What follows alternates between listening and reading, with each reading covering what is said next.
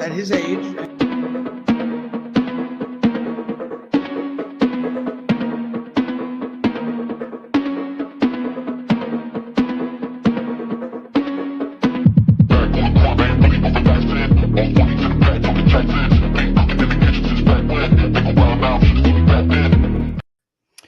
What is going on, everybody? Welcome into the Jets Afterburners podcast. I'm your host, Liam, being joined by our new host, Armand and Luca. What is going on, fellas?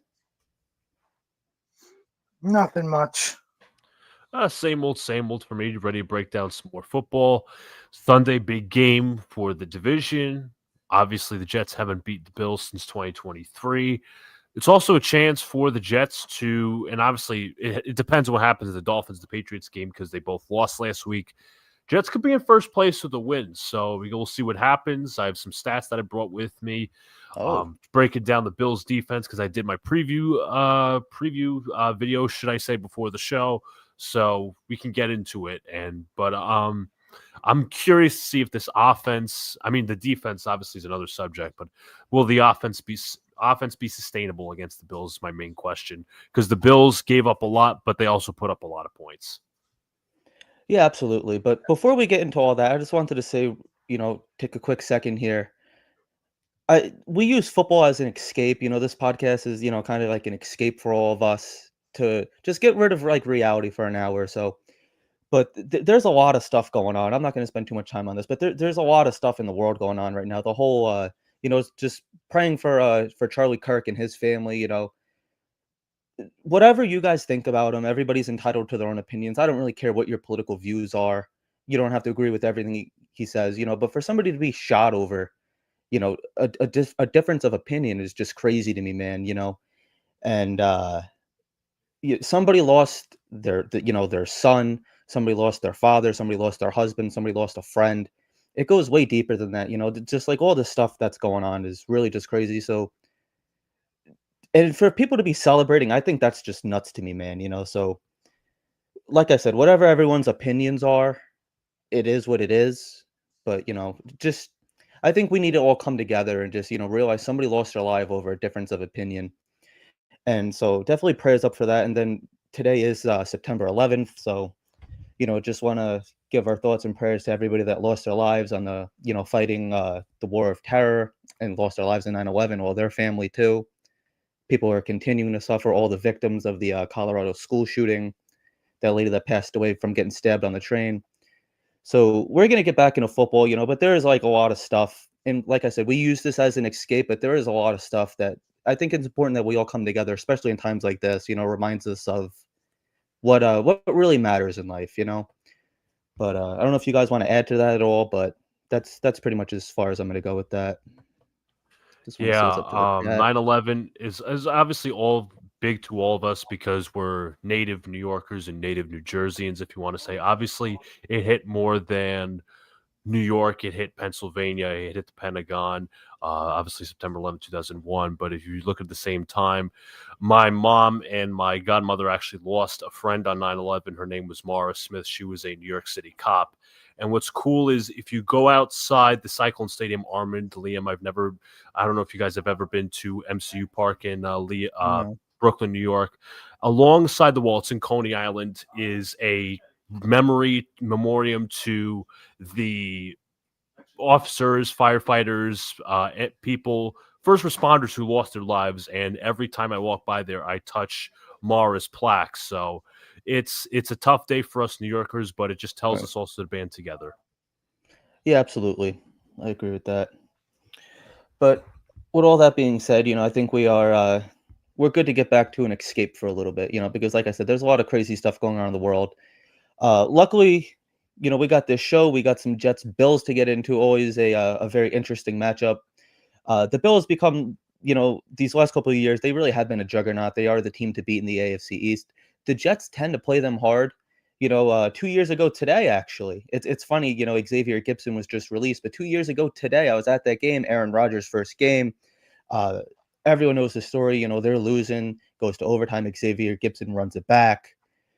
That was against the Buffalo Bills, so it's like, especially at MetLife Stadium, even last year, if you guys remember, it was Jeff Ulbricht's first game as a head coach. The Jets brought back their legacy uniforms. Greg Zuerlein missed 2 field goals, so we lost that game 26-20. So if you think about it, it would have been 26-26. Anything could have happened. So even with the team in just absolute shambles last year, they were still close to beating them. When we go up to Buffalo, that's a different story. But in our building at Jet Life Stadium, we find a way. And I guess we're going to break down all the key positions, kind of like we did last week. But I guess just starting off with the Jets offense, because it was a big question mark for a lot of us. And when we had our post-game show last Sunday, say what you want, but this kid really impressed us. I don't think anybody was expecting this kind of game from Justin Fields. The way that he went out there and just put the team, he carried the team, like that running game was so effective. The offensive line was so perfect. So I guess just starting off with the offense, what are you guys expecting this offense to look like against the Bills defense? Armand, I'll let you go first.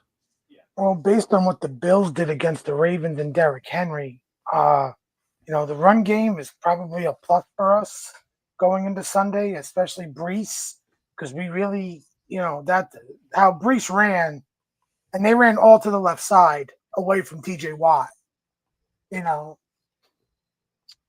If Brees can bring that same game to Sunday against the Bills, I think that helps out Braylon Allen. Maybe we get Isaiah Davis a few touches as well, besides on special teams. Maybe some, maybe do some screen passes. Be also creative with the run game outside of the running backs. Wide receiver reverse with somebody from the receiving core. Some runs with Justin Fields besides QB sneaks or tush pushes on short yardage.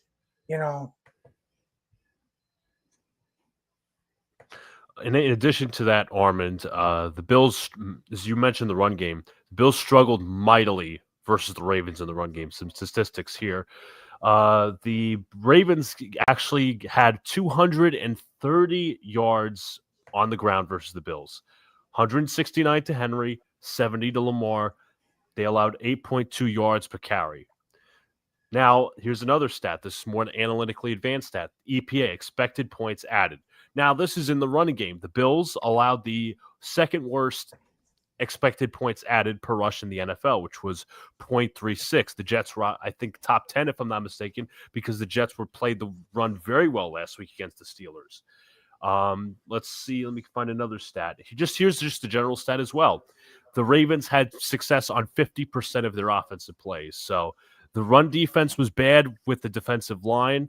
With the Bills, also the secondary struggled as well against the pass. And obviously we'll break down the pass, but Armin, you mentioned the run game. They also, what I read as well from, I think it was one of the Bills sites in my preview, was that they struggled mightily against the read options. So a lot of linebackers and defensive ends like Joey Bosa were biting on those pump fakes and those read options, whether it's biting on the running back or biting on the quarterback. So a little trickery wouldn't hurt. Yeah, I agree with that. And then I don't think it's fair to say that like anybody can, run the ball down the Bills' throat, but I think the Jets are one of the teams that could. And if you're looking at like a lot of these matchups, like yes, like the Bills are, I believe right now they're a 6-point favorite, as they should. 6.5, I think. 6.5, maybe. Yeah. When I saw it earlier, I think it was 6. But whatever, it's right in that general area. I like a lot of these matchups, because it seems like a lot of the Jets' offensive strength seems to be the Bills' defensive weaknesses, which I think could play huge dividends for this Jets offense. I think what it comes down to is on offense, we can't make mistakes. I don't want to see any fumbles or interceptions. They're going to happen throughout the year. It's football, but it does seem like they're, like I'm very excited about this run game. Brees seems like he has gotten back to his rookie year self. He seems very explosive, and it just seems like a lot faster than he did last year. Brown Allen with all of his power. I think it's a good matchup. Now looking at Armand Membu going up probably against Bosa, I would say somewhere in there. I'm sure he's going to have his hands full. It's been a rough 2 weeks for him, and it's going to continue to be. But are you guys feeling good about our offensive line? Armand, I'll let you go first. Absolutely. I mean, last week we saw the run game for us go all to the left side, stayed away from TJ Watt's side. Now you have a defense that, let's say, what they don't have really a TJ Watt type of superstar player, like edge rusher, whatever, that you're going to stay away from. So now the run game, you've opened it up to the left side, and now the right side, we will see Tippmann and Membu at the right side. Now with the run game, Mm-hmm. They'll open up holes. Very proud of Membu against TJ Watt. Pancaked him a couple of times. 0 sacks? Yeah. Yep. Yeah, there was a lot, especially with our young offensive line. It feels like we finally got it fixed after all these years. Like for years, it just felt like we were trying to get back to those Nick Mangold, Alan Faneca, DeBrickashaw, Ferguson kind of days. Like with those kind of players, and we've tried to fix our offensive line, guys like Mekhi Becton, and then even AVT up until this year. And for like whatever, it was injuries or whatever the reason, but it seems like so far we have a nice young core. And yeah, go ahead. With Tippmann, think about Tippmann and Membu only having a week.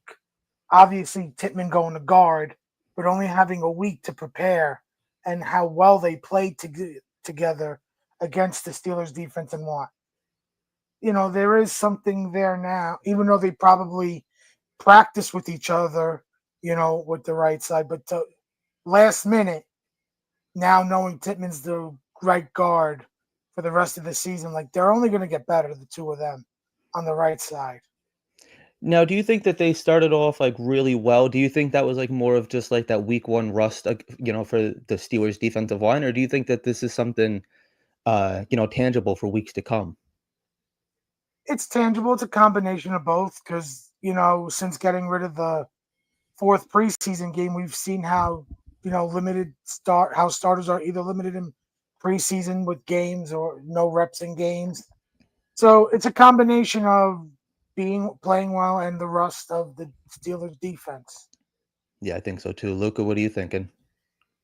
Thoughts on the offensive line? They played very well last week. I think they have a chance to do the same this week. I think you're facing an arguably similar talent-wise front. I think they're just as talented as the Steelers. The Steelers, again, really talented, but the Jets ran through them. I think the Jets can establish a run game. Same here with the Buffalo Bills. As I mentioned earlier with the read option, the trickery, and all those different things, I think it's sustainable. I think particularly the right side of the offensive line, I don't think they even allowed any pressures, if I'm not mistaken, according to Zach Rosenblatt. Myers didn't allow a pressure, who we expected to struggle. Joe Tippmann was phenomenal. And so was Armand Membu, especially against TJ Watt. Now you're facing Joey Bosa. You're obviously facing Greg Rousseau. You have Ed Oliver in the middle, although I don't think he even practiced today, if I'm not mistaken. So that's I don't believe so. He has an ankle injury, and supposedly he was in a boot.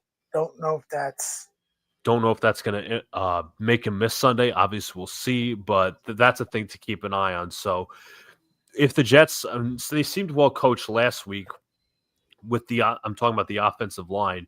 And these just seemed, nobody was missing like blocks terribly. I mean, Olafashon, I think, gave like one sack up, but it just everything seemed well synchronized. They were playing together on a string, and you hope for the same in week 2. And I think it could translate, obviously. But obviously, Justin Fields, once again, as I said last week, and he did so, he has to make the easy throws. He has to take what the defense gives him, and so on and so forth. I'm curious also in terms of the run game. I wonder if they're going to activate Alan Lazard because he's supposedly a very good run blocker on the outside. So at the end of the day, it's going to be interesting to see there. Or do they keep him inactive because Aaron Glenn's supposed reasoning was, well, he was injured for 2 weeks. We just wanted to get him up to speed. Now, with the loss of Xavier Gibson, do you say, you know what, we'll activate another receiver to help us in the run game and establish the ground game and give us another weapon for Justin Fields to use? I think they should activate him. And now I'm not going to sit here and defend Alan Lazard by any means necessary. But last year, I mean, he did show flashes. He seems like one of those players, and it's so frustrating because I don't, he's never going to be a wide receiver one, probably never even like a wide receiver two. But like when he wants to have hands, it seems like it's almost like when he cares, like you got something in him. Like you think back to like that Hail Mary catch, you think back to that touchdown where the Patriot was grabbing his jersey and he seems like he ran a mile, with his jersey stretching out the whole way. So he has shown a couple of flashes. I don't think he's the worst receiver in the league. I think he gets probably a little bit more hate than he deserves. But it just seems like something like, I don't know if it's like mental with him, but yeah, I would activate him and see what we got, because as much as we love Garrett Wilson, and he was awesome Sunday up until the final play, which I'm not really going to hold against him. 9 times out of 10, he catches that ball. But, we just got to see what we have. It's early on in the season. It's a good test for us. Justin Fields, eventually he's going to have some hiccups. I think he played almost as perfect as a game as we could have asked. Definitely altered all expectations we had for this offense. Against a really good Steelers team. This wasn't like one of the we weren't going up against the Browns or like one of these crappy teams. The Steelers are a good team. Now, another thing that I want to touch on, just sticking with the offense, is just our tight ends. I don't think anybody expected Jeremy Ruckert last week to have the game that he did. Now, do you think that Jeremy Ruckert, Stone Spark maybe, I think Mason Taylor is injured, right? He has like an ankle or something going on. Ankle injury. He was limited in practice today, if I'm not mistaken. If he plays, like I want to see the tight ends continue to get involved more. Like, do you think that this is something that, because it seemed like for years, like you think back, we had what the hell is it? We had Tyler Croft years ago, that he was like all right, and then Tyler Conklin. I like Tyler Conklin a lot more than other people did, but it seems like this is an offense that is now featuring more tight ends, which is and like we had said, you could have like one blocking tight end and one receiving tight end, and it seems like the offense is going to continue to get creative. Under Tanner Angstrom last week, it did look pretty creative. Do you think that we're going to start using tight ends as a more of a weapon, similar to like what Buffalo does with Knox and Kincaid? I think you could definitely see something like that. I think you could definitely see the Jets running more 22 and 12 personnel. I mean, Ruckert, as you said, had his best game arguably as a Jet last week. No drops, no missed blocks, no fumbles. I don't think he had a penalty either. But he looked good. You got to give him his credit. And you hope, he's serviceable from here on out. Obviously, Mason Taylor, I think he only had one catch. But even with those two involved, Stone Smart really wasn't involved either. But I will say the offense, besides the tight ends, did a nice job of spreading the ball around. Reynolds got involved a little bit. Johnson got involved a little bit. Garrett Wilson got involved. Obviously, his touches. Mason Taylor had his first reception. Jeremy Ruckert. You had also great screen plays to Brees. There was one play, I think it was in the second quarter, where they threw it right to Brees. Blockers in front of him, all the way got down to like the 20 or 15-yard line. So they were spreading the ball around nicely, and I think that's the goal for this offense. But if the Jets, I would be interested to see if they activate Lazard this week. They do Garrett Wilson and Alan Lazard on the outside, and you have two tight ends and maybe two running backs if my math is correct. But again, 12 personnel, I think it would be one running back and two tight ends, and 22 personnel would be two tight ends and two running backs. So mix it up, mix up the formations, mix up the receiving, all those different things. Yeah, Armand, what do you think? Lazard looks strong. I was just looking at the injury report, and Josh Reynolds has a hamstring injury, and he hasn't practiced the past 2 days. So that could be a sign that they do call up Lazard, and maybe Tyler Johnson, who was brought up last week, takes over Josh Reynolds' spot for the game, and then Lazard is up activated and, used as a blocker. If he is not activated, I said this to you guys, if he's not activated for this game, then he's in the doghouse and something happened behind closed doors, whether it's him and Glenn, him and the offensive coordinator, him and the other offensive coaches, the wide receiver, whatever. There's something there. But I say I expect Lazard to to be activated, especially with Josh Reynolds and not practicing the past 2 days. Probably will use him a lot in the run game to just get his blocking.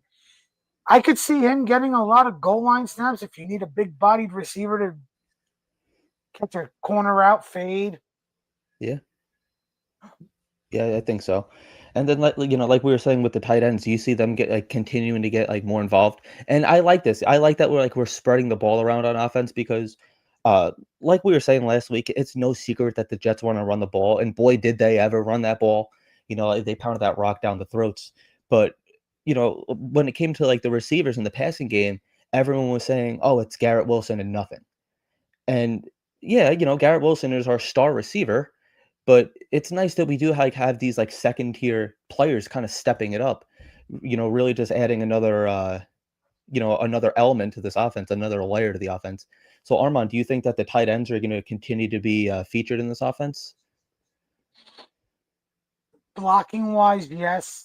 Passing, maybe more towards the red zone, the goal line area. If Mason Taylor is out, we'll probably see Jelani Woods. And you go Ruckert, Smart, and Jelani is tight end 3. Yeah, I would like that. I kind of want to see what Woods has to offer too, because he's a name that we've been hearing all summer. He's and just 6'7", seems yeah. Now, what about Kuntz? Is he still on the team? I don't even know if he's still. No, he's not on. No, because we only carrying 4 tight ends. Right. Remember, Woods was a healthy scratch last Sunday. That's why we had Smart, Ruckert, and Taylor. As it should be. I mean, those are the 3 best tight ends that we have. Kuntz, he's somebody that's not how you pronounce his name, but we're a family show, so we're gonna stick with Kuntz. Although I could read but whatever. He's somebody I was trying to get on the show. I've been talking to his agent for years at this point. Ever since we drafted him, I tried to get him on, and he's like, oh, his agent was always, oh, it's not a good time. It's not a good time. I said, well, when will it be a good time? So I don't even know if he's on a team. I thought he was still on the Jets. Shows you what I know about the guy. I just wanted to get him on for his name. But looking down here, let's bring him on. Afram, I didn't even see it down there. I looked down and then I was like, oh, there he is. You're ignoring me. That's the problem. That was absolutely, man. How you doing? Armand told you don't put him on or something like that. No. Armand said if you come on, he's leaving. So where's he going? I'm going to Twitter so I can get my account back. Yeah. What happened with that? I haven't heard from them. I just have my new account. Why did they tell you why you all they said was I violated a rule. They won't even tell me the rule I violated. I'm sure we could guess. No, he's pretty good. He reposts everything. Armand, do you want to say your new Twitter for all those who are wondering where they can find you? It's Armand Amazin, Amazin. It's all together, just no IS in it. It's just my name and Amazin. I will just type it in the comments section. There you go. So Afram, I guess before we continue to move on with this team, just how you feeling about this offense? Are you confident the Jets offense going up against the Bills defense? And like Luca had said earlier, we had a lot of the Bills defense gave up a lot of rushing yards last week against the Ravens. The Jets, their motive is to run the football. Do you think that this is a good matchup, our offensive strengths against their weaknesses? Oh, yeah. Absolutely. Remember, you see it also when you want to fill up your front line with edge rush, guys that go after the quarterback, you tend to sacrifice your run defense quite a bit. Mm-hmm. As you could see when the Giants had all those guys, and then the Commanders rushed over 200 yards against them. You're gonna see that. Now, I like to see the right side start opening up because the left side was strong against the Patriots, against the Steelers. So I like to see the right side start opening up some holes with M'Mbu and Tipman. So. Now, do you think that was intentional just to kind of stay away from Watt over there? I think that's what it was, truthfully. Oh, yeah, because they said the average with him on his side is much lower than on the right side. What side is Bosa lining up on? Does anybody know? He'll be lining. I've written down somewhere. He's He'll usually be on the right side, isn't he? nope, On our left side. He's going to be lining up against Fashanu, and the right Yeah. side is going to be Gregory Rousseau. I kind of feel more like confident in that actually, with Fashanu having a year of experience, and now we get to see what the right side has, is it like more of like, I think we're going to start to like really figure out like what our strengths and weaknesses here. If you look at some of the plays, there was like some key blocks by the lineman last second to open up holes. It was just pretty. They looked very in sync of one another, which is what we haven't seen in God knows how long. But and the more they play, and that was with AVT gone, so that's a plus. Yeah, it's true. So, and we've seen, the Bills have to also worry about he can throw the ball. He can throw it down the field now. He threw that bomb to Fields. Yeah, beautiful pass. So you can't load the box up anymore. Beautiful and he's hitting pass. guys with darts. Yeah. Beautiful pass and beautiful play call, because I'm pretty sure it was on that play. The Steelers playing single high. They were playing a safety up top, and they basically made the safety because it was a deep crosser route. They basically made the safety decide, okay, which receiver are you taking? So he decided not to take Garrett Wilson. He took the other receiver. I think it might have been Reynolds or Johnson, whoever. And Garrett Wilson was alone in single coverage, and Justin Fields found the single coverage, which was Garrett Wilson beating Darius Slay on that crosser. Hence, you find a nice, beautiful ball towards the end zone. You get a touchdown out of it. So that was a really good play call. I know we could talk about the run game and stuff, but that was like next level. That's called scheming a receiver open and reading the defense properly, must I say. Yeah. So, like I said before, those preseason games really did. But he's got to build on it, though. He's got to build on it. Well, that's him and Engstrom. They got to keep it up. And I really looks like he's putting the hard work in, So Yeah. let's see what Engstrom can come up with. Let's see how he can execute. I'd like to see more screenplays, because they've been good with that, setting it up. What was it? I think it was like 1 or 2 they did. Breece Hall on the right side. Breece Hall on the right side was really good. So, come up with stuff like that. But they were moving the ball 5, 6, 7 yards in the first play. That's great. That's what you want. Yeah, you're not finding yourself in second or third down and long. Exactly. And you can do whatever you want at that point. Exactly. And also as well, I don't know if we saw it much. I don't know the percentages. I'd like to see more 2 backs in the backfield kind of thing. And that's what I said when in 22 personnel, 2 backs, 2 tight ends.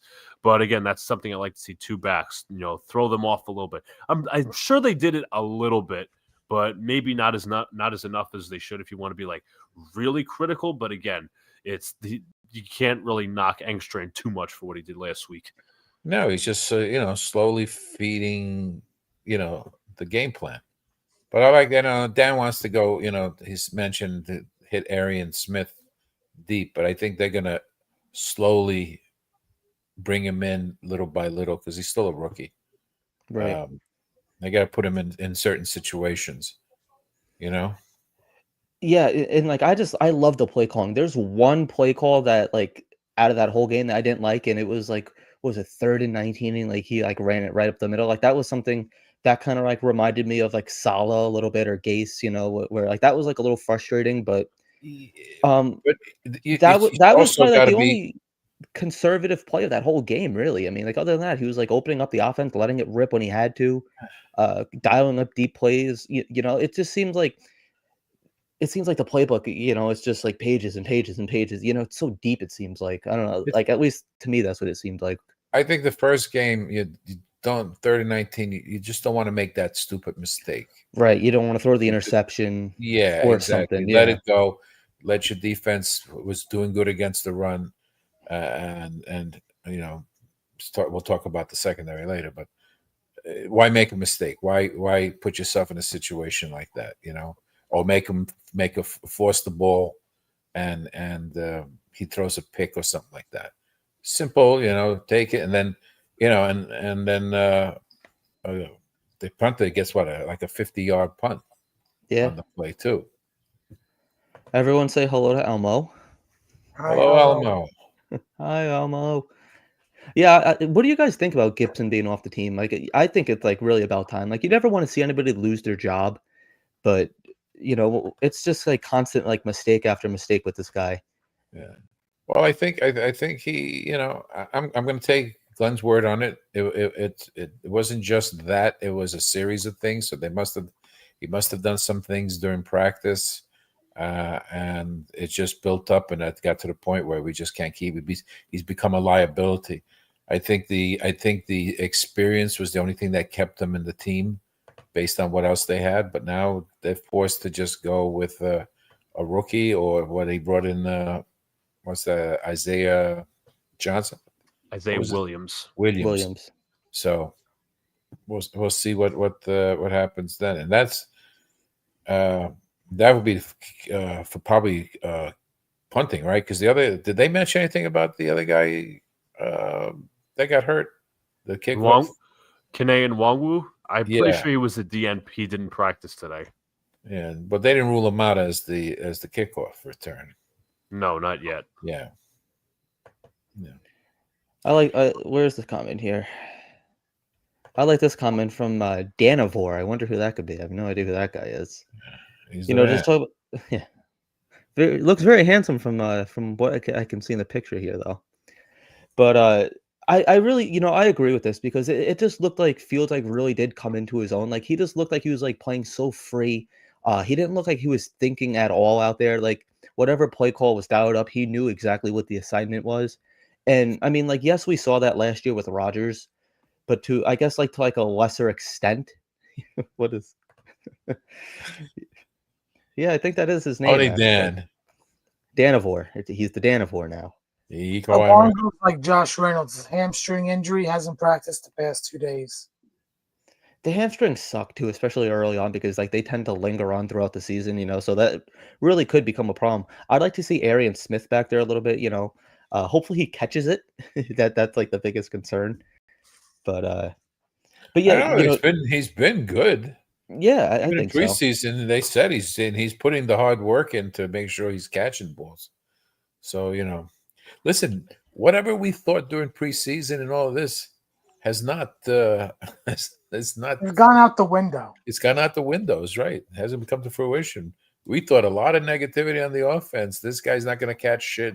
All of a sudden, they're doing the opposite. The one thing that we didn't anticipate was the defense, but we didn't anticipate 32 points in one game. No, exactly. Also, great tweet here from Michael Nani. This was, I think, on the 7th. He said, this is regarding the schemes and the different variations and the different play styles of what Justin Fields experienced over his career. He says, in Chicago, the Bears leaned too heavily into the explosive backyard parts of Fields without crafting a stable system he could be consistent in. In Pittsburgh, they had him play too safe and as a game manager and hamstrung his explosiveness. But today, as it was September 7th, Jets system let Fields find a happy medium, promising. And you heard Engstrand say, I want at least 8 explosive plays per game. It's a good point. And that, because like Justin Fields also knows that this is really his last shot. I mean, like, yes, I'm sure he could go to another team and be a backup. Well, he's technically with us last year. And if we ball out, great, then, it seems like we have our starter next year. I'm still a fan. I'm still pro draft a quarterback and let him sit and develop. Or, we draft a quarterback and he sits next year and Justin Fields balls out, So, but he knows that this is his last chance. And it seems like he's leaving it all on the line.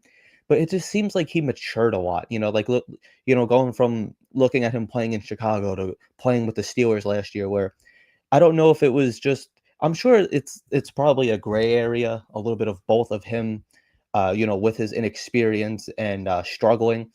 But it seems like the other play callers and the other teams like kind of did hinder his, like I don't know if they like necessarily played and, coached up to his skill set. And even like with the Jets, it seems like in the past, especially like with Saleh and Gase, especially on, being an offensive coach, it was either, like you're going to play in my system or, it's not going to work. Where it seems like now it just seems very natural for Justin Fields. It seems more like, like Tanner Engstrand went up to him and says, like, what are you comfortable with? What do you do well? Like, we're going to, coach to your strengths. Well, you can look at what has Pittsburgh done to develop a quarterback since Roethlisberger's been gone. Exactly. It's true. Okay, and the Bears were relying on rookie guy to come in, and who was the last quarterback they actually had that was that was they any good. developed? Yeah, it was Just any good. Cutler, maybe, if you guys. Well, Cutler wasn't. He was originally a Denver Bronco. Yeah. Right. I mean, he came in as a veteran. Yeah. Yes. Luke, I mean, Fields had to deal with, I think it was Luke. I don't know who was the first year OC under Matt Nagy. No, Matt Nagy called the plays in the first year. Then they hired Eberflus. They had Lou Getsy for a few years. Then he goes to Pittsburgh and has Arthur Smith, who's not really a great play caller. I'm pretty sure Aaron Rodgers will be masking all his flaws, or at least try to. But now you have a fresh OC who has a fresh palate, fresh plate, like saying, hey, I'm a new offensive coordinator, but I'm not incapable of scheming plays for you. Let's see what you can do. Let's see how you read a defense, and then we'll go from there. Now, Elmo brings up a good comment here. The Jets cannot afford to go 0-2, especially 0-2 in the AFC. Last week was wiggle room. Now it feels like a must-win. I do agree with you, and I'm not going to sit here and justify losses by any means, but the way that New England and the Dolphins look, I could still see a situation where we're still second place in the division. So Jets worldwide, wide. Can we play more than one game before we lay judgment on Fields? Talk to me after London. Well, I mean, we only have one game to go off of so far. Well, it's either negative or positive. And again, as I say, whether you're negative or positive, again, we still have more to see at Fields. But based off what we've seen, it's a generally positive. But again, he has to build on it. MetLife is going to be a madhouse Sunday. And that's what we anticipate. That's what we hope, right? Exactly. It's not like the other teams are juggernauts and doing anything. Everyone said, "Oh, the New England with Daniels and Rabel and Drake May." Drake May looked like shit that game. Yeah, he did. Even Bo Nix looked like shit against the Titans. And look at Miami last week. They completely fell apart. And they have a lot of talent on the team. Did you guys see Rex Ryan when going at McDaniels, calling him nerd boy and everything? And, yes. And Rex Ryan made a good point too. He was just saying that they don't have respect for their coach, and that's exactly what it looks like, because there's a lot of talent. I feel like the Dolphins could be a very, very good team if they want. And I think Rex is going for that job too.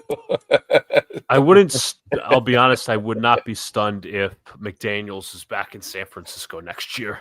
As maybe even before that. There might be a little in-season firing coming.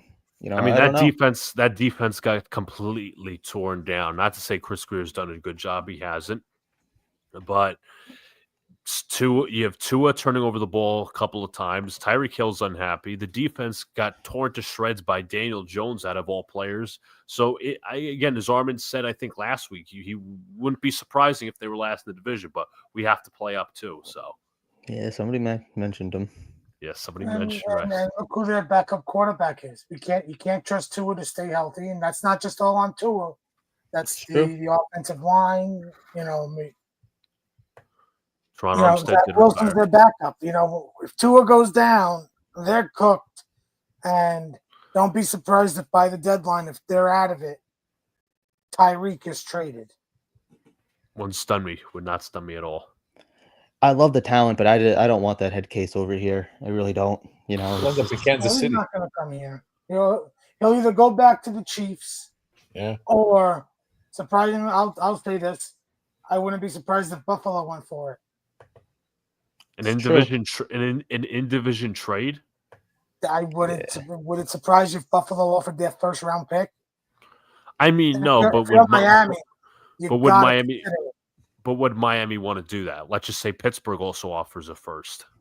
I don't know if they have a first, but again, that's just arbitrary. It might not even take a first. I mean, he's unhappy there. He's getting up in age. I don't think it'll.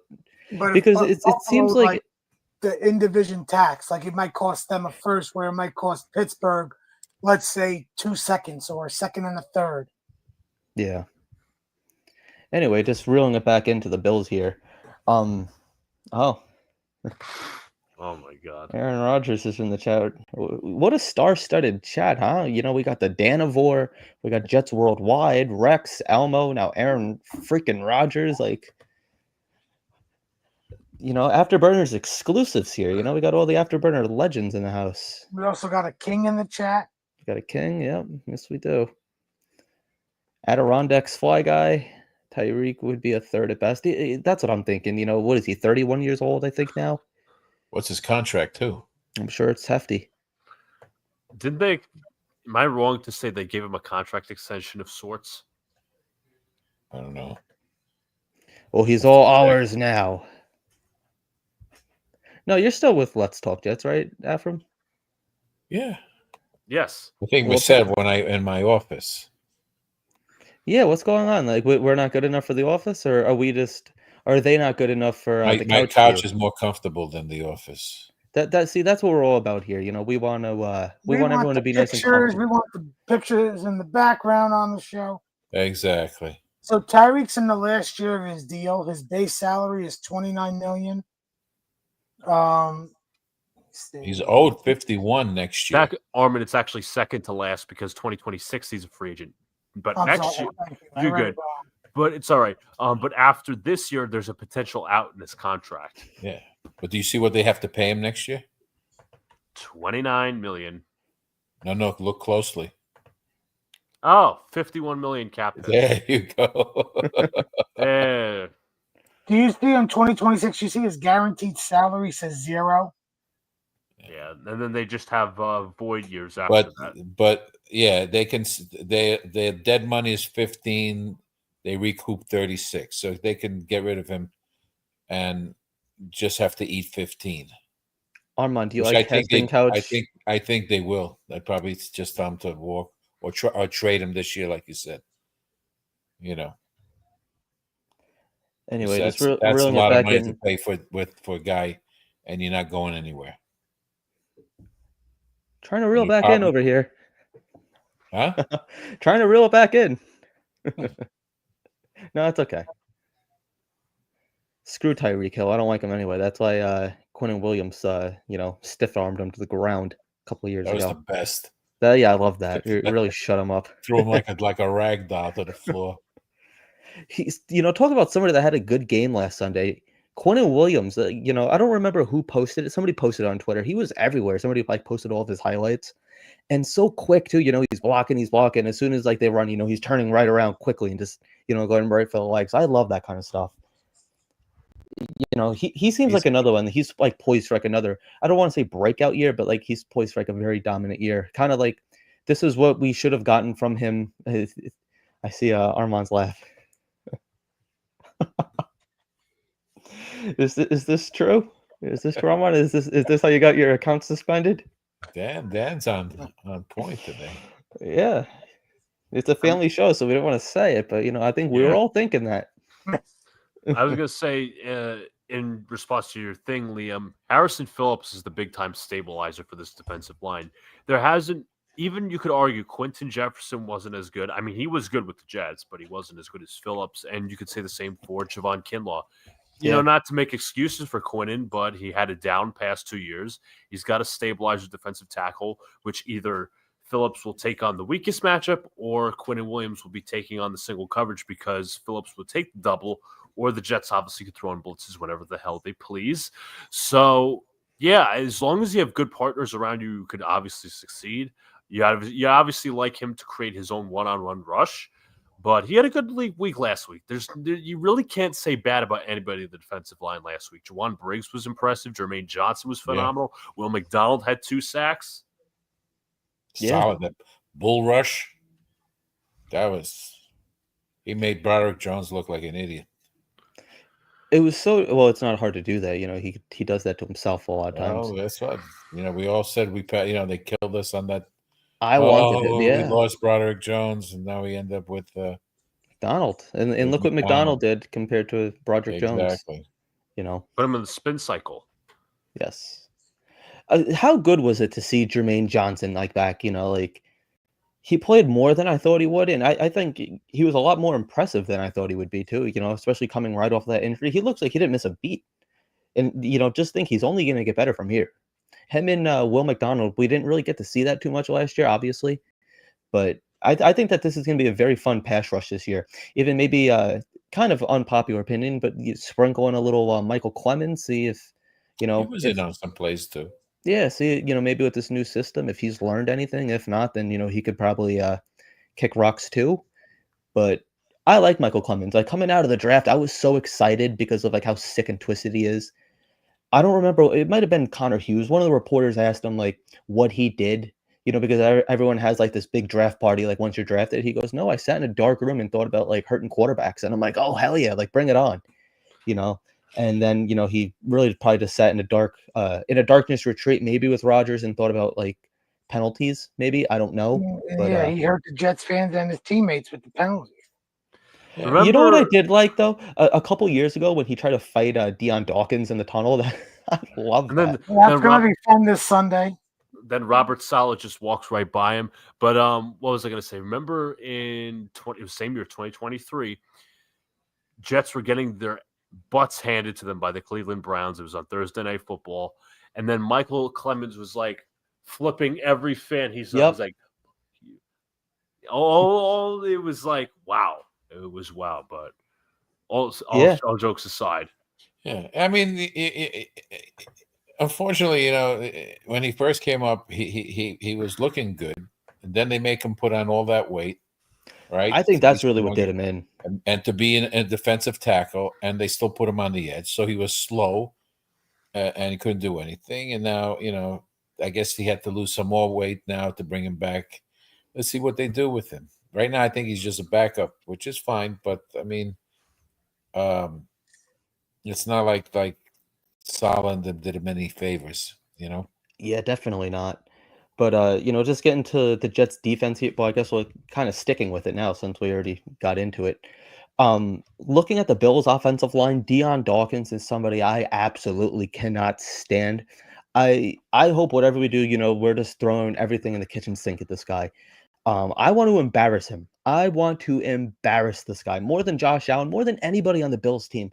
I cannot stand Deion Dawkins. And I really think it's time that we start getting physical with this guy. We already know what's gonna happen to him.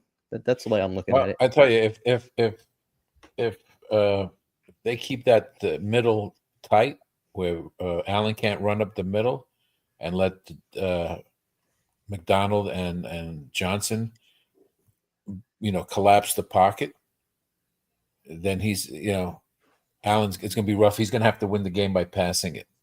And that's where we need to know is, will Glenn be able to fix that secondary to cover those passes? That could be huge for us, because if you guys think back to that 9/11 game 2 years ago today, actually, Rodgers' first game, what was it, 3 or 4 interceptions Josh Allen threw? Like, he was seeing ghosts that game. 2 to Jordan Whitehead.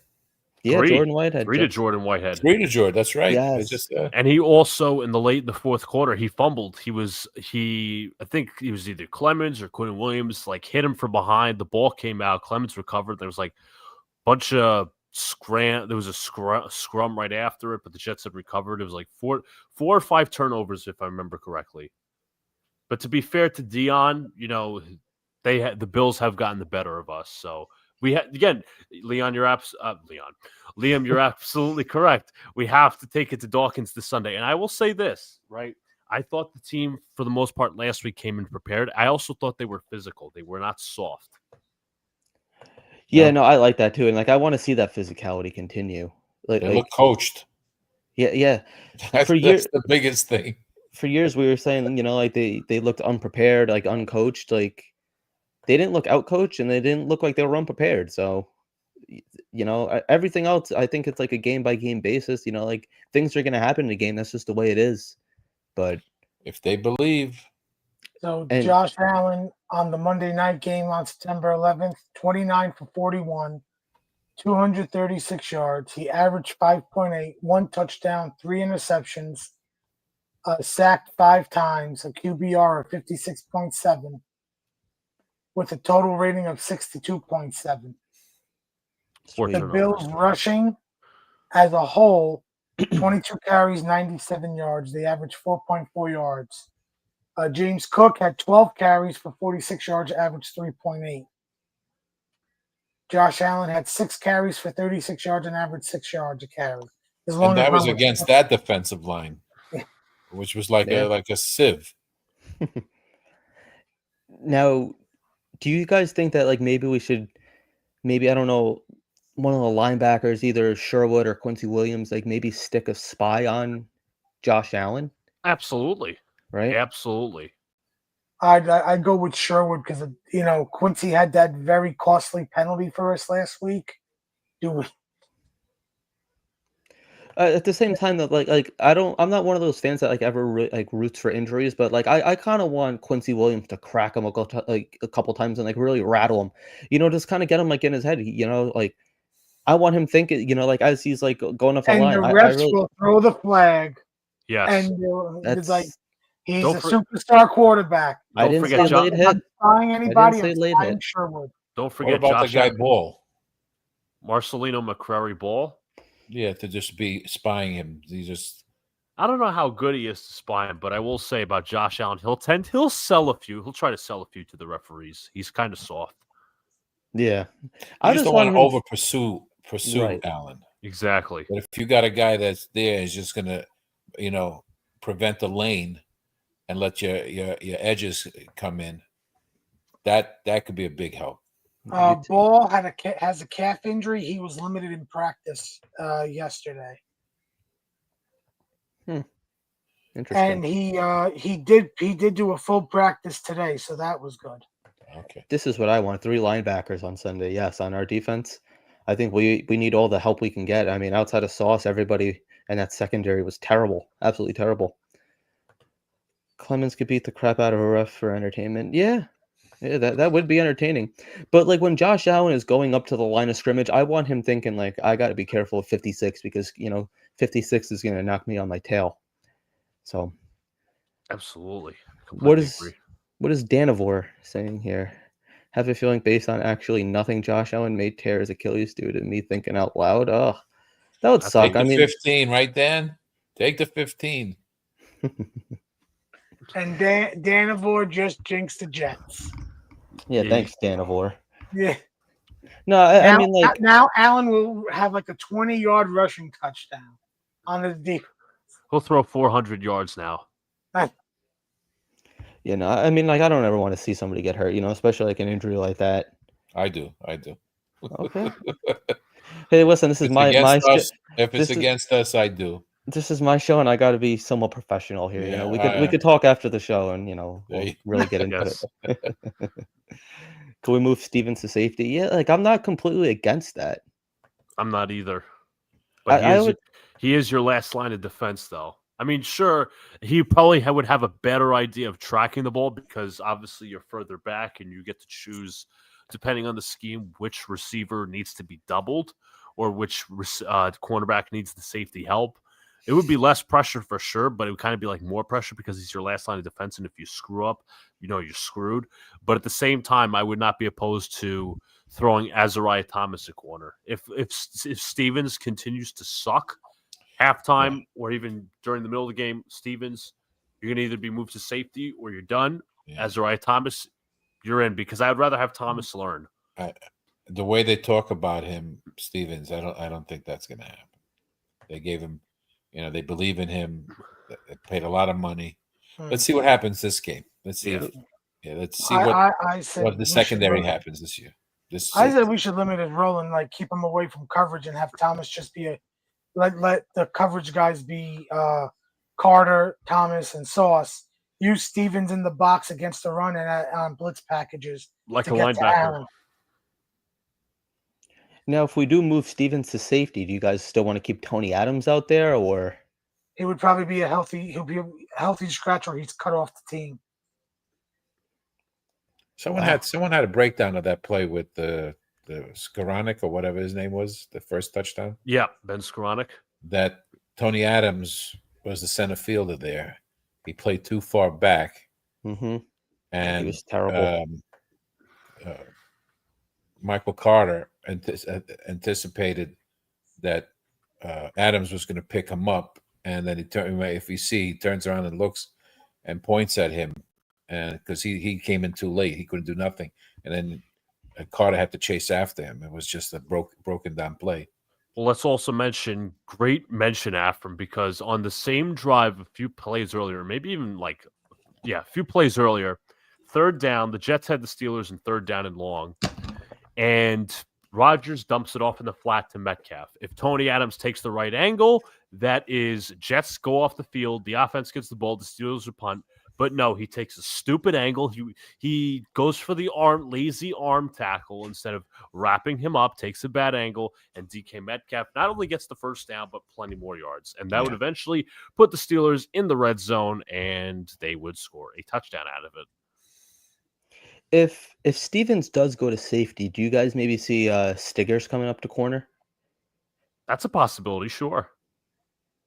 I mean, I like Thomas too, but he is young and yes, you do want him to learn, but I would kind of prefer that maybe once and when the Jets are out of it, when it's week 10 or week 11. Hopefully we're not in that situation. I'm just saying Stiggers has a little bit more experience, it's a little young for I think they would give Thomas the chance to get the reps and because that's the guy they drafted this year. That's true. And it's not true. And it's not like Thomas was oh, well, he was a 6th-round pick. This dude was a 3rd-round pick, and I think it was a great value pick by the Jets. Obviously, we'll see, what he turns out to be. But Stiggers is more of that shot in the dark kind of type last year. And he's obviously on specials right now, but I would rather see Thomas because I think he's more professionally ready. He could take on that starting spot. I'm not saying he's going to be elite right away, but he'll be good enough to okay, he'll be serviceable. He's not going to be hopefully not piss poor, but still. Could you move Stiggers to safety? You know what's funny? I think he has played safety, right? What's funny is Afram, you just mentioned that Frankie V was on my show Friday, and he actually pitched that idea to me. I'm like, you know what? That's not exactly a terrible idea, because he says that Stiggers does not have I don't know what specifically he said, but he was like, I don't believe that Stiggers is really a corner. The Jets should play him at safety. I'm like, okay, coverage. I guess the coverage, if he's the answer long term, then great. But obviously, right now, we got to start at one position or few, whatever philosophy you have. Obviously, fill out the safeties and the cornerback 2 position. That's the holes right now. But if you move Stiggers at safety, was he going to be behind Cisco, or because isn't Tony Adams and Malachi Moore the same safety position? Cisco's. Let me double check, because obviously free safety and strong safety. Why do I feel like Stiggers played safety? Did he play safety? I know we didn't go to college. He played in the CFL or whatever it was, some different league. Does he have safety experience? I feel like he does. I could check that out. Maybe I could be completely wrong, but I feel like I've heard that before. For Armand's question about the safeties, Tony Adams is the strong safety. Andre Cisco is the free safety. So I think Cisco, I believe, plays deeper. Malachi Moore is behind Tony Adams, so he's the strong safety. But also, don't forget, they also have Isaiah Oliver, too. Yeah, yep, that's true. I mean, you could essentially use Oliver as a corner as well. I'm not sure you really want that, to be fair. I'm not a big fan of Isaiah Oliver. He's more of a depth guy. I think he's more Michael Carter's backup in the nickel. Yeah. Well, we'll know if anyone gets hurt. We'll know who they bring up to cover it, who they feel is the stronger candidate at this point. Yeah, I mean let's hope it's not injuries. He's really not a number 1 receiver. Keon Coleman looks like he's stepping up. Keon Coleman seems to be the guy that Josh Allen looks for, especially downfield. It seems like the shallow to intermediate routes is a lot of Shakir, and it seems like the deep routes are pretty much Keon Coleman, which I like that matchup. Sauce versus Keon Coleman. Sign me up for that all day. Now, the only thing that's personally, the only thing that sucks is I do think that's gonna be the matchup, but I do have Keon Coleman on my fantasy team, and I'm kind of pulling for him to have a big game. So, also, that's a me problem. That's a me problem. Just either sit him. Either sit him or sit him like we sat Lazard. One touchdown. I'll be happy with one touchdown. That's it. and we could shut him I down. won't be happy with that. That could be the game-winning touchdown. All right, I know. All right, It's all right. a Hold me, on, it's hold a on. me problem. I have a solution. Either that or the Jets win in a shootout fashion where Keon Coleman gets a touchdown and Liam gets his wish. That's the Jets win and because Coleman actually last week for the Bills 8 receptions, 112 yards. Oh, I know. Just looking at the statistics, it seemed they diversified the passing attack a little bit. Dalton Kincaid had 4 receptions. Dawson Knox had 2 receptions. Jackson Hawes had a reception. James Cook had 5 receptions. Joshua Palmer had 5. Khalil Shakir 6. So it's more of a spread the ball around offense. There's no particular one receiver, but obviously Keon Coleman was the best out of all of them with the touchdown and 112 yards. So here's my hard-hitting question. Who is Stevens covering? Palmer or Shakir? Probably Shakir, I'd say. Is Shakir the slot, though? Let me see. We need to just pressure Allen to make him make mistakes in the pass. Overshoot. Exactly. Force him to throw early. That's the key. Make him make mistakes. You don't have to bring him down, but if you make him throw early and force the ball, that's as good as a sack, in my opinion. Yeah, Shakir is the slot, so Michael Carter would likely be beyond him. Joshua Palmer would probably be the other outside receiver. You guys ready for this too? Not only you got more people on the team that you have fantasies that we got. Oh boy, we're getting there. Yeah, I almost drafted. So I have 2 leagues. I almost drafted Josh Allen. But I settled for Jalen Hurts because Josh Allen just goes way too early. But guess what 2 defenses I have? One I have the Steelers defense and I have the Bills defense. So who are the Steelers playing? Good question. After I don't know.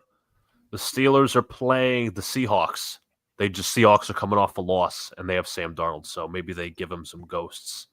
I'm almost kind of happy that the Bills won that game the other night because I feel like if the Bills started off 0-1, like they'd really be coming for blood. Which is good for us in a way that they won this game. Like maybe they're feeling like their oats a little bit. Could be. I know somebody tweeted about that, having that mindset on Twitter. It's not the worst mindset to have. Luckily, I do not have any Bills players in either of my fantasy leagues, so I am golden. Yeah, Keon Coleman and the Bills defense in one of my leagues. That's all I have, but too many, I think. And this is the other thing. Like, to be fair, I don't think Nick Folk just missed the point after. There was a penalty on it. Like, I don't know what happened with that. So I'm gonna spare him for that. Yeah, that was an illegal formation penalty. This is they loaded up one side, so I probably want to rush that kick. Yeah, This is a good question here too. Do you guys think that we stay aggressive with the 2-point conversions? I'm gonna go first on this. I kind of hope so in a way, but I don't want it to be as aggressive as it was last Sunday. I think like when the time is right, that's when we do it. But I don't think we need to go full Dan Campbell's and the NFC Championship game where we're just going for it just because But that only comes down if he's behind. I think that's how I think. Yeah, and especially like a close game like that, I wasn't really a fan. Like after Justin Fields ran it in for the touchdown, and if you think because we were 0-2 on those 2 points, had we kicked the PATs, it's 34-34. Anything could have happened at that point. We're going to overtime or whatever the situation was. It really flips the script, and in a close game like that, it's a little too risky for my liking. But as I did tweet out, I do like a coach that has that aggression in him. I'll say I gotta agree with Liam. I think it's when the situation calls for it. My personal opinion. Obviously, not every PAT attempt, unless Nick Folk becomes unbearable, which I hope isn't the case. But I think he looked all right last week. So when the situation calls for it, go for 2. Unless you have somehow a magic trick up your sleeve that you don't think the Bills will suspect. But just go traditional unless the situation calls for it. I know, Dan Campbell's very heavy with the analytics and all those different things, but again, doesn't mean you have to go for it every time. Yeah, and I agree situations, and also you gotta have better play calling. I was just going to say that the play calling for the 2 points were terrible. And also try not to use a timeout on it unless like the play clock is going down. Like that timeout on the second second 2-point conversion try. Just remember the Jets burned 2 timeouts prior to the final drive of that fourth quarter. They only had 1 timeout in their pocket. They could have had 2 realistically. That's the other thing too. And now this is something that I want to, touch on real quick. Buffalo plays Thursday night against Miami. Could they be overlooking us? I think if anything, they might be overlooking Miami. And not just saying this as as a Jets fan, but out of the two teams, I think we are the better team between us and the Dolphins. And I think that we give the Bills more of a hard time than the Dolphins do. So I think it's definitely something that they should be looking into more. Let me see. I mean, sometimes the Dolphins give fits to the Bills, but we also do as well. We mentioned the last 3 games. Obviously, the game 2 years ago, last year on Monday Night Football, and then you had the game 3 years ago where we won with Zach Wilson. So this team isn't like roster barren where we can't compete with them. We can expose Josh Allen for his flaws, but it comes down to the back half of that secondary and coaching. I think so. That's But I guess just sticking with our defense here. James Cook, he's somebody that had like a real breakout year last year, compared to like the years past. I think he had in the last 2 years, I think he had like a total of 4 touchdowns, if that. So do you think that this is like a running game that we're going to be able to stop, or do you think that this is going to be another game where our running back is just like running down our throats? Because we didn't really have to see that last week, with they had why am I drawing a blank on the running back's name? Not Caleb Johnson. Who's the other one back there? Jaylen Warren. Warren, yeah. He wasn't too effective. we held the line pretty good. Yeah, we won. You could argue we won the trenches as a whole, but you're also facing a better offensive line this week. And I don't know how many rushing yards they had, but they ran the ball pretty well last week. But again, it comes down, once again, battle of trenches. And the Jets' defensive line, whether it was their first rotation, their second rotation, they were pretty good. They were pretty good on that fourth. So I think we can stop them, but this is, once again, a better offensive line. And are the Jets up for the challenge? And they're a team that, really, they're not just going to commit to James Cook. Yes, he is the main running back there. But, guys like Ray Davis, Ty Johnson, who we know, so they're kind of like us, they have that committee approach where they're not afraid to mix it up. I'm not really too worried about Ray Davis. I'm not too worried about Ty Johnson though. I guess the one I would be worried about is James Cook out of the trio. So last week, Cook 13 carries, 44 yards, a touchdown, average 3.38. Josh Allen 14 carries, 30 yards, 2 touchdowns. Ty Johnson two rushes, 24 yards. I think their running game is going to be – we have to worry more about Josh Allen because mobile enough to get out of the pocket, get out of the pressure, unlike Aaron Rodgers coming off, being 42. Coming off of being 40. Yeah. Being immobile.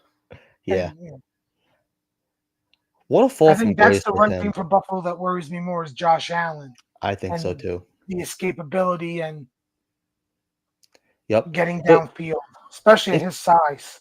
If you guys watch that game, though, I feel like the first half he didn't really run all that much. It seems like at one point it was 40 to 25, I think it was. And it was the middle of the third quarter, maybe even going into the fourth is when he really started to turn it on.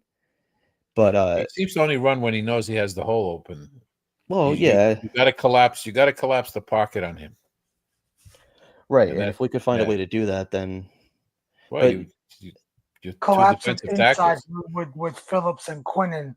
So if he has to run to the sideline, to the outside, it's more along the lines he could get out of the pocket. Maybe he just throws the ball out of bounds. I think truthfully, and truthfully, I think he is going to try to run and take the sack before he throws it out of bounds. That just seems like the kind of quarterback he is. He is not afraid to run, and he is a big dude. He'll truck you. He don't care.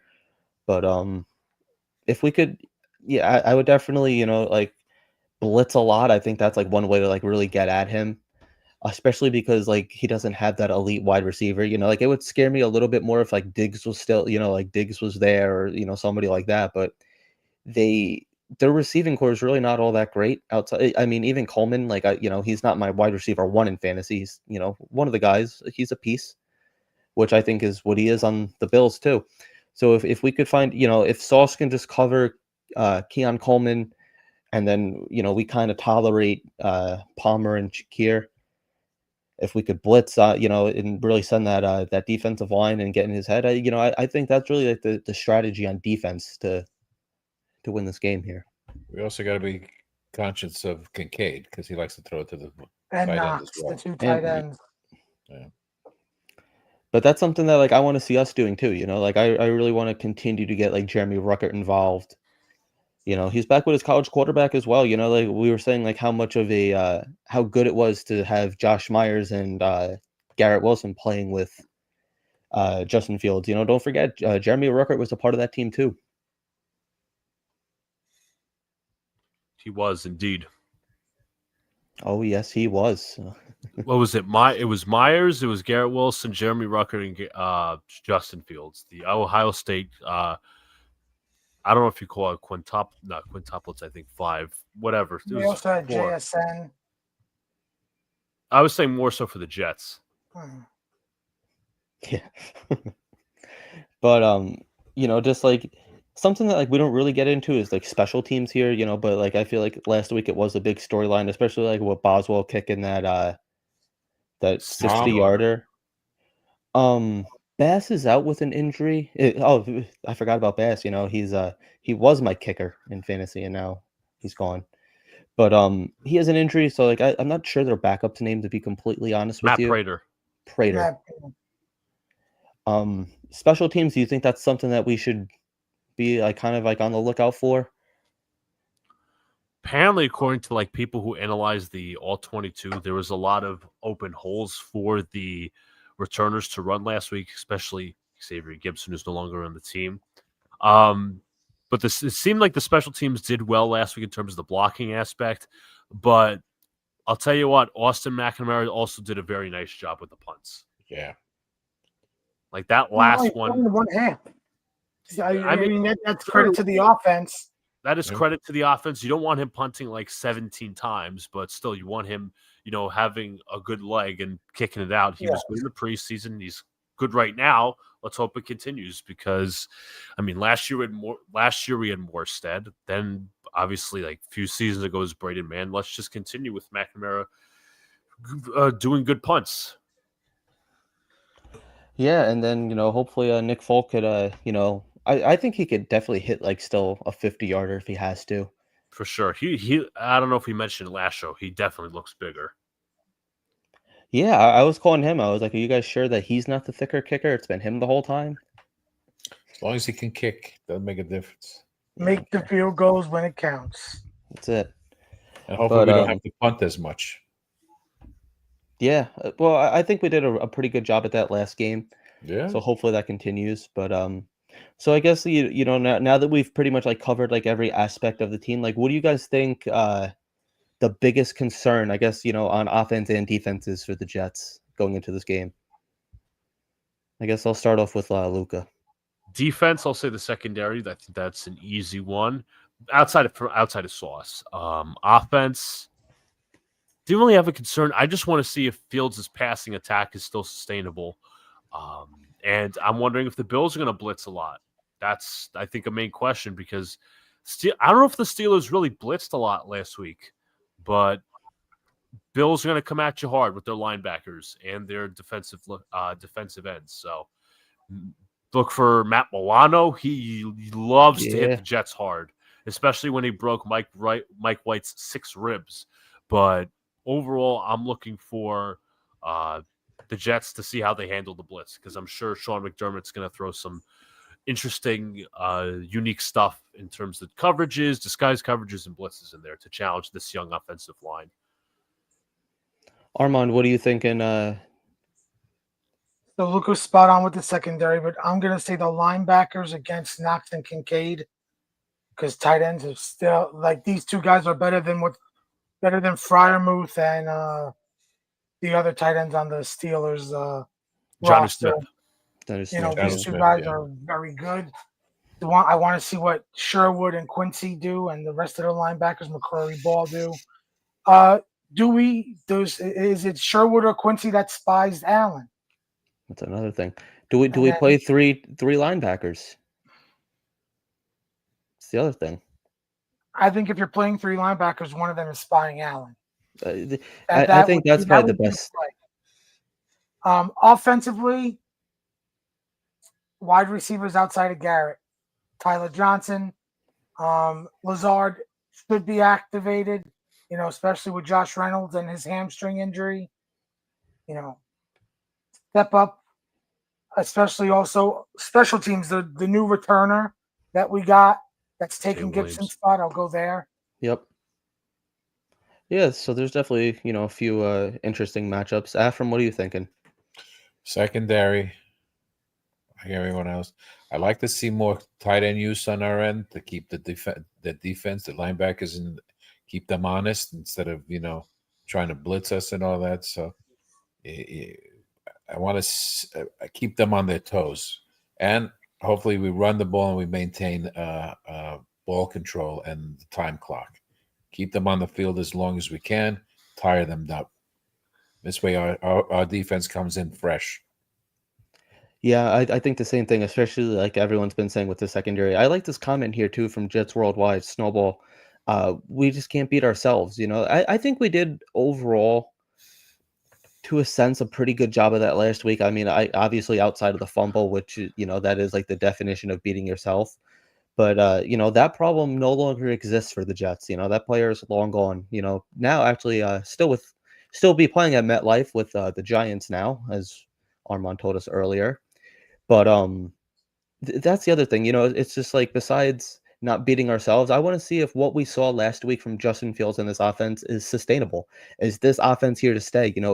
Is there more play calls that we didn't see last week? And now that we learned that Justin Fields, I mean, like, we knew he could run, but like now that he was like spreading the ball around, I wonder if this is going to slowly shift into a more of like a passing offense, or if it's going to continue to be run heavy. I tend to think it's going to continue to be run heavy, but I do like the dual options there, so whatever gives us the advantage. So I guess we're going to get ready to wrap it up. Before we wrap it up, I guess, starting off with Luca again, I guess we could go around again. What are you thinking the outcome's going to be? Score prediction or? Score prediction, I have the Bills winning 30-17.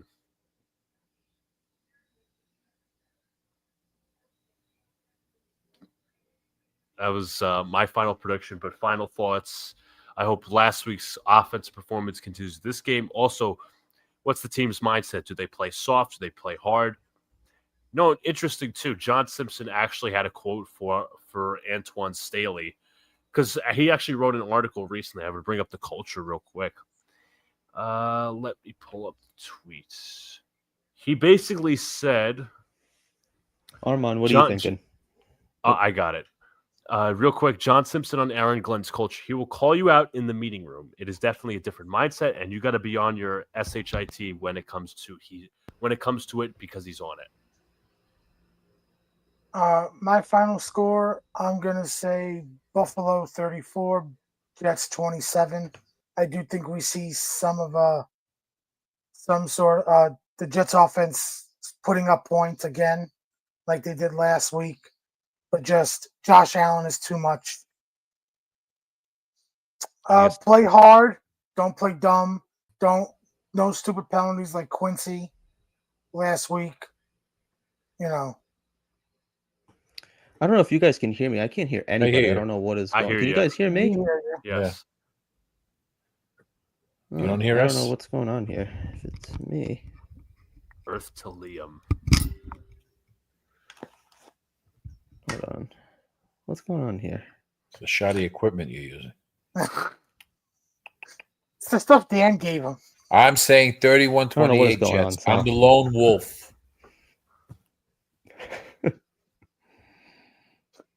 May you hopefully be right, Afram. I'm up, and I want an entertaining game again. Yes. I guess Luca's got shoddy equipment too. He just got there. No, I got tossed for whatever reason. This is Liam is playing around with buttons and over there. I don't know. I can't hear anybody. Oh, Are you boy. on mute? No, you're not on mute. No, he's not on mute. We could hear him, but he can't hear us. I don't know. Somebody just give me a thumbs up when everyone's done talking. I can't hear anybody.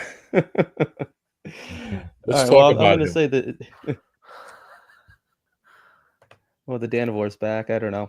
I can't hear you guys, so I guess we're going to get ready to wrap it up anyway. I think we've pretty much covered every part of the team. I'm going to say that the Jets are going to win. I think it's going to be another high-scoring game. I'm going to go 28-24 Jets. So I hope you guys could all hear me out there. But Earth to Liam. anybody have any last words? I can't hear them, but if anybody has any last words, just let me know when you guys are done. Follow my new Twitter, people. Jesus Christ. And Elon, get me out of jail. Armand Amazing. Yes. How long before you get suspended? All right. You guys all good? I'm keeping this clean from now on. Also, feel free to follow me at Gangrene Chronicles. I do. Yeah, yes. I get alerts. I just uploaded my Jets Bills preview, some of my takeaways heading into the game, my storylines. So,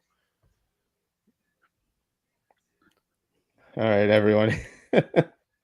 Well, it's not the ending I expected, but thank all you guys. So, where's the intro here?